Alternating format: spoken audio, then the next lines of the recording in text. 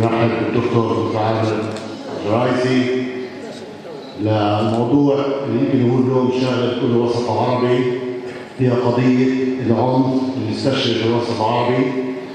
اليوم صارت قضية مجتمعنا الأساسية هي سبل لمحاربة هذا العنف.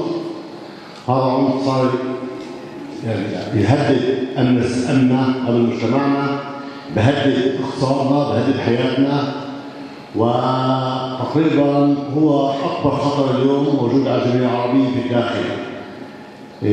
منذ بداية هذه الدورة كمان السلطات المحلية تطرح هذه القضية، وللأسف تشن حلول سحرية هذه القضية. عندنا عارفين إنه هذه القضية هي قضية عمال تنخر مجتمعنا، عمال تخرب مجتمعنا، عارفين إنه هذه القضية هي مجال صدفي، بل هنالك من هو معني انه مجتمعنا العربي يتمزع ويتبصع عبر العنف. اذا ما استطاعوش يخترقوا مجتمعنا بقضايا اخرى، اليوم استطاعوا بطريقه اخرى ان يخترقوا هذا المجتمع بقضايا العنف، بسلاح، قضايا السموم. وهذا المجتمع شوي شوي عمال تقريبا ينقسم وما يتمزع. بلشت القضيه في المثلث وكنا في الجليل نظن انه هذه القضيه بعيده عنا. استشرى العنف في المثلث، لكن واضح انه كان مخطط. انتقل العنف من المثلث، انتقل الى الجليل. بنجي كروب بنقول هي البلد الامنه وان هذا العنف سيفوت علينا، لكن بين في بلاد محميه، كل البلاد معرضه لهذا العنف.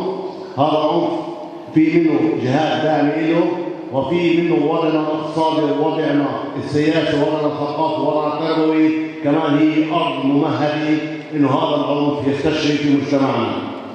في برنامج الكروم احنا بلشنا بخطوات على امل انه نقلص هاي الظاهره، منها قضايا التربيه في المدارس، عملنا برامج في الثانويه وبالاعداديه والابتدائيه. كان قبل شهر اقامه لجنه الصلح والاصلاح من كبار البلد، كان اجتماع لاكثر من 100 ناس اللي هن كبار البلد على امل نعمل لجنه اصلاح ويضبطوا الامور.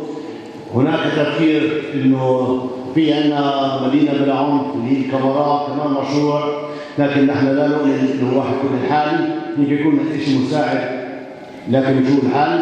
الحل احنا نؤمن انه هو موجود بايدينا. اذا احنا هذا الكروم قررنا انه احنا نحارب العنف، لابد ان احنا نتخذ قرار، لابد ان الشرطه تكون لها دورها القانوني على الاقل في القضايا الاساسيه اللي هي السلاح والسموم. لابد يكون ضغط على الشرطه وضغط على كل المؤسسات انه هذه القضايا كبيره، هي وظيفه الشرطه، هي وظيفتنا تحمينا. لكن في احنا قضايا اللي احنا لازم نحسب فيها، ليش بيقدر عندنا لازم يكون عندنا خطوات ويكون عندنا لجان الاصلاح ولجان شعبيه لتقويم هذا الوضع، لاصلاح وضعنا في الجمهوريه العربيه في قضايا التربيه. لكن التربيه لابد من نكون مجموعه شباب ومجموعه ناس كبار اللي هي تضبط الامور. فكانت الخطوه الاولى كانت في التربيه في المدارس الثانويه، الخطوه الثانيه عملناها كانت لجنه اصلاح من كبار البلد، الخطوه الثالثه رايحين عليها هي قضيه لجنه شباب داعمه للجنه الاصلاح على امل تضبط الامور. برجع بقول هي قضيه اساسيه، نتامل اليوم يكون في عندنا رؤيه اخرى حلول، لكن هذه القضيه واضحه انها قضيه عم تنخر مجتمعنا، قضيه مجال صدفه، هي قضيه مبرمجه، واذا ما كناش قدها واعيين هيك احنا نقدر مجتمعنا. فاخر مره بنرحب بالدكتور، بنتامل يكون عنده رؤيه اخرى حلول، واحنا كمؤسسه معنيين اذا فينا حلول نحن نتبع الحلول، لانه امن وسلامه المواطن هي اليوم في سلم الاولويات.